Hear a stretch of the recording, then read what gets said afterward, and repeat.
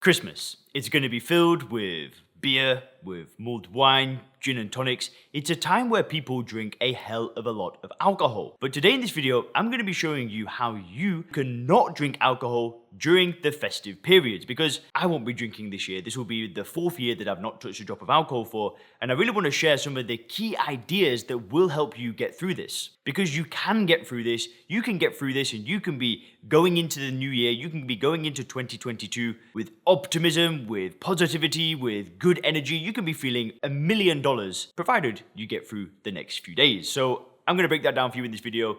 Now, just before we get into the video, if you want to get access to a free video training that shows you how to apply first principles thinking to control your drinking without AA, without willpower, without rehabs, then make sure to click the link in the description. There'll be a short video for you to watch that explains some of the mistakes that people make, as well as the 2 steps of becoming sober clear.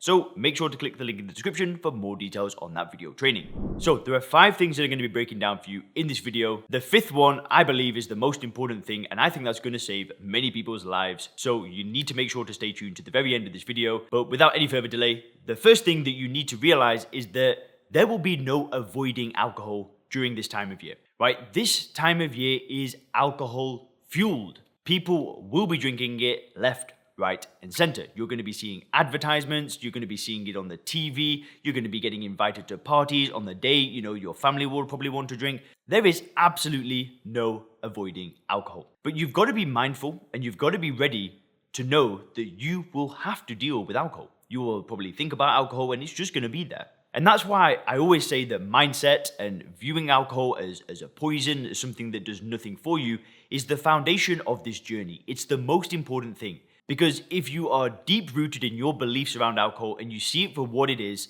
then when you see alcohol, it's just like seeing an advert for some cleaning fluid. It's like, I see it for what it is. I'm not falling for this. I'm not buying into the illusion of it being something that's beneficial or is going to enhance my life in any way. When you can see it that way, you don't need to avoid it. And I've used this example on the channel before, and I know you guys love it, but if we woke up tomorrow and all of a sudden alcohol just turned to bleach, right? That's what it was now. Everybody was drinking bleach. And when you put the TV on, there's this new gin, bleach, and tonic, right? Or there's the new beer with a little bit of bleach in.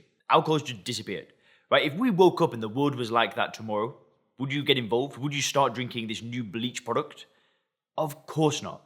You would look at those people like they are just insane. Like, why the hell would you want to put that in your body? Are you not stupid? Can you not just see that that's just a poison that you're putting in your body? It's bleach, man, come on. And that's because you've not been conditioned to see bleach as something that will add value to you. So the foundation of not drinking alcohol is, it's not avoiding it, but it's being able to see it in this way, right? It's building that paradigm out. And you can do that through using first principles thinking, through investing in courses, in books, in watching videos just like this one. But you need to be very, very firm in your worldview leading into this period.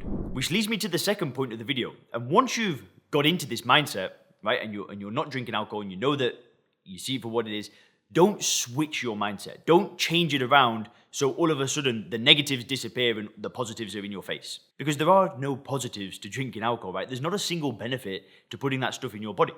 But what can happen is somebody that's trying not to drink alcohol during Christmas is they know that there are a lot of negatives to drinking alcohol and the positives are lower. That's why they're not drinking, because they're on this scale. Now, what you don't want to do is you don't want the negatives to kind of disappear and then the illusion of a positive to increase. Because if your mindset switches like this, that's when people relapse. When people start thinking that they're going to get something from drinking alcohol, that's when things go down the drain. And the thing is with Christmas is like when you're at, like, say, a Christmas party with all of your friends, or maybe you're having Christmas dinner with your family and there's people there that are drinking alcohol, people will appear to be having a great time. They'll appear to have a much better time than usual because everybody's together. It's a great time of year. People are eating good food and laughing and joking, and that's not the alcohol that's causing all of that good time, right? So you need to be very careful not to start seeing alcohol as something that's going to add extra value, because the value is being together. The value is the laughter, the food, the fun. The alcohol is not going to do anything to make that a better time. It's already a good time. And hey, if Christmas isn't a good time of year, the alcohol's not going to make it any better anyway. So be very, very careful not to switch your mindset. Be firm in your worldview. See it for a poison. See it for what it is. And don't go back on that. Which leads me to the third thing that you need to do. And you need to realize that other drinkers are nothing to envy. They are not something to envy. The people that you'll see that are drinking alcohol during this time of year, listen, they are getting nothing from that. We don't see heroin addicts as anything to envy, right? We know that heroin is a destructive drug. We know that it does nothing for anybody. We know that it ruins lives. But let's just say, for instance, we've got a spectrum, right? We've got very, very, very bad heroin users, right, that are destroying their lives and committing crime and all sorts of stuff. Now, how would we look at the individual that controls their heroin usage? Would we look at that person with envy? Would we say, damn, like they've got it all going for them. They've got everything together and they're able to have a little bit. They're able to shoot up, once a week. Would we look at that person with envy? Would we want to be like them? Well, absolutely not, because all we see is a drug. We see an addictive drug that, whoa, I'm not going to put that in my body. But with alcohol, it's somehow completely different, yet it's still extremely damaging to health. It's still extremely addictive. It still ruins lives. Like, what is seriously the difference? Well, the difference is that we've been conditioned to see alcohol as a good thing. We've had billions of dollars spent on marketing and messages, and everybody around us drinks. So it's completely normalized. Now, am I trying to compare alcohol to heroin? In a way, yes. But they're two very, very different things, right? I would never touch that, but I touched alcohol. I drank alcohol for 10 years. I fell for it. But that doesn't mean that now that I'm a non-drinker that I'm going to look at the person that drinks alcohol with any envy whatsoever. Because they're drinking something that is doing nothing for them whatsoever. So be very clear on that. Don't look at these people with envy. Just feel pity for them. Now, this leads me to the fourth point of the video.